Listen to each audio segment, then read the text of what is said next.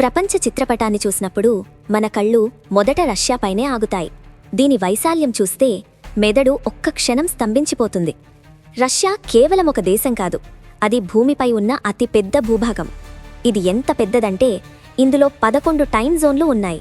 అంటే రష్యాలో ఒక చివర సూర్యుడు ఉదయిస్తుంటే మరో చివర ప్రజలు గాఢనిద్రలో ఉంటారు. యూరప్ సరిహద్దుల నుండి మొదలై ఆసియా చివరి అంచు వరకు వ్యాపించి ఉన్న ఈ దేశం ప్రపంచంలోని మొత్తం భూభాగంలో దాదాపు 8వ వంతు ఆక్రమించింది. అయితే అసలు ప్రశ్న రష్యా ఈరోజు ఎంత పెద్దది అని కాదు, అది ఇంత పెద్దదిగా ఎలా మారింది? ఏ శక్తులు రష్యాను ఈ స్థాయికి చేర్చాయి? దీని వెనుక ఉన్న 1000 ఏళ్ల చరిత్రను మనం తరచి చూడాలి. సుమారు 1000 సంవత్సరాల క్రితం రష్యా అనే ఒక ఏకీకృత దేశం లేదు. ఆ కాలంలో ఈ ప్రాంతమంతా స్లావిక్ తెగలతో నిండి ఉండేది. వారు వివిధ సమూహాలుగా విడిపోయుండేవారు. వారికి ఒక బలమైన రాజు లేడు, ఒక క్రమబద్ధమైన సైన్యం లేదు, కనీసం నిశ్చితమైన సరిహద్దులు కూడా లేవు. వారు వ్యవసాయం, వ్యాపారం చేసుకుంటూ ప్రశాంతంగా జీవించేవారు. అయితే వారి అతిపెద్ద సమస్య వారి ప్రజలలో లేదు, వారు నివసించే భూభాగంలో ఉంది. రష్యా భూభాగం చాలా వరకు బయలు మైదానాలతో నిండి ఉంటుంది.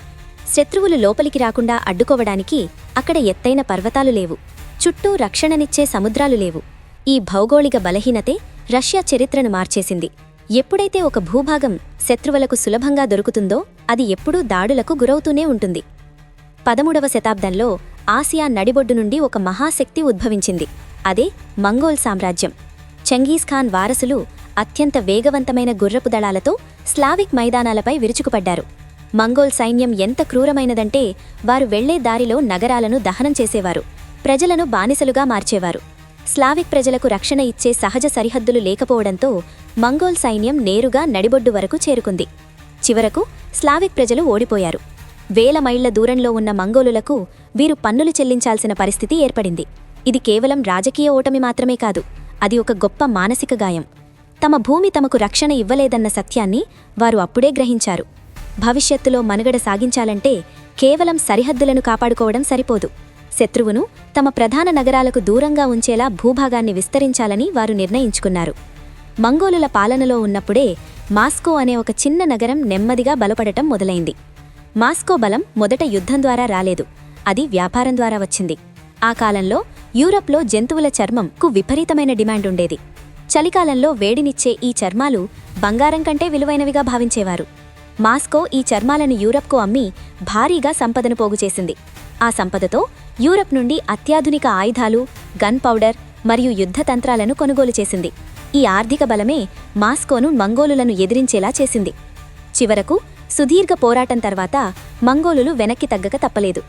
రష్యా ఇప్పుడు బానిసత్వం నుండి విముక్తి పొందింది. కానీ భయం ఇంకా పోలేదు.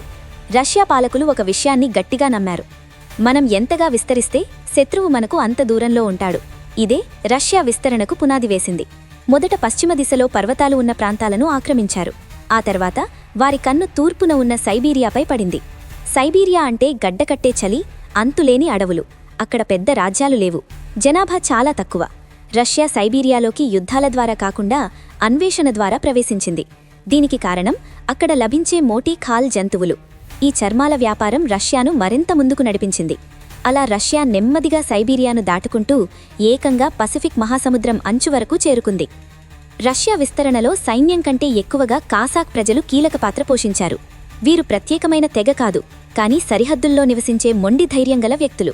వీరికి వేట తెలుసు, గుర్రపు స్వారీ తెలుసు, కఠినమైన వాతావరణంలో ఎలా బతకాలో తెలుసు. రష్యా ప్రభుత్వం వీరికి ఆయుధాలు ఇచ్చి కొత్త ప్రాంతాలను కనుగొనండి, మా సామ్రాజ్యంలో కలపండి అని పంపింది. కాసాక్లు సైబీరియాలోని నదుల గుండా ప్రయాణించి కొత్త తెగలను కలిసేవారు. వారు నేరుగా యుద్ధం చేయకుండా మొదట చర్చలు జరిపేవారు. మీరు రష్యాకు పన్ను కట్టండి, ప్రతిఫలంగా మీ భాష, మీ సంప్రదాయం, మీ మతం మార్చుకోకుండా ఉండే స్వేచ్ఛను మేమిస్తాము అని ఒప్పందాలు చేసుకున్నారు. ఈ సాఫ్ట్ పవర్ వల్ల రష్యా ఏ రక్తపాతం లేకుండానే 1000 మైళ్ల భూభాగాన్ని తనలో కలుపుకోగలిగింది. 18వ శతాబ్దం నాటికి రష్యా ఒక భారీ సామ్రాజ్యంగా మారింది. ఇక్కడ వేరువేరు భాషలు మాట్లాడేవారు, వేరువేరు మతాలు పాటించేవారు ఉండేవారు.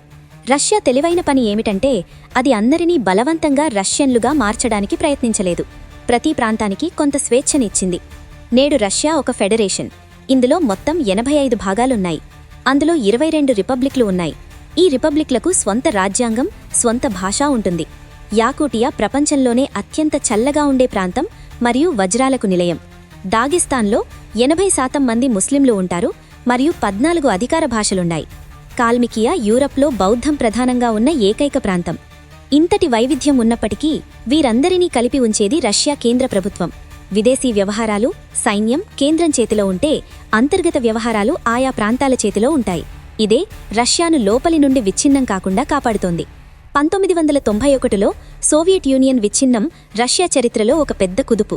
ఉక్రెయిన్, కజకిస్తాన్ వంటి 14 దేశాలు రష్యా నుండి విడిపోయాయి. రష్యా తన భూభాగంలో చాలా భాగాన్ని కోల్పోయింది. అయినప్పటికీ రష్యా నేటికీ ప్రపంచంలోనే అతిపెద్ద దేశంగా కొనసాగుతోంది. ఎందుకంటే రష్యాలో మిగిలి ఉన్న ప్రాంతాలు దశాబ్దాలుగా రష్యా ఫెడరల్ వ్యవస్థలో ఒక భాగంగా కలిసిపోయాయి. రష్యా చరిత్ర మనకొక పాఠం నేర్పిస్తుంది. రష్యా విస్తరణ అనేది కేవలం అహంకారం కోసం జరిగినది కాదు. అది తనను తాను రక్షించుకోవడానికి పడిన తపన. సహజ సరిహద్దులు లేని ఒక మైదాన ప్రాంతం ప్రపంచంలోనే అతిపెద్ద సామ్రాజ్యంగా మారడం వెనుక వేల మంది అన్వేషకుల కష్టం, పాలకుల తెలివైన పరిపాలన ఉన్నాయి. ఈరోజు రష్యా ఇంత పెద్దదిగా ఉందంటే దానికి కారణం అది కేవలం భూమిని మాత్రమే కాదు, ఆ భూమిపై ఉన్న విభిన్న సంస్కృతులను కూడా గౌరవించి తనలో లీనం చేసుకోవడమే. భౌగోళిక సవాళ్లను ఎలా అవకాశాలుగా మార్చుకోవాలో రష్యా ప్రస్థానం మనకు వివరిస్తోంది.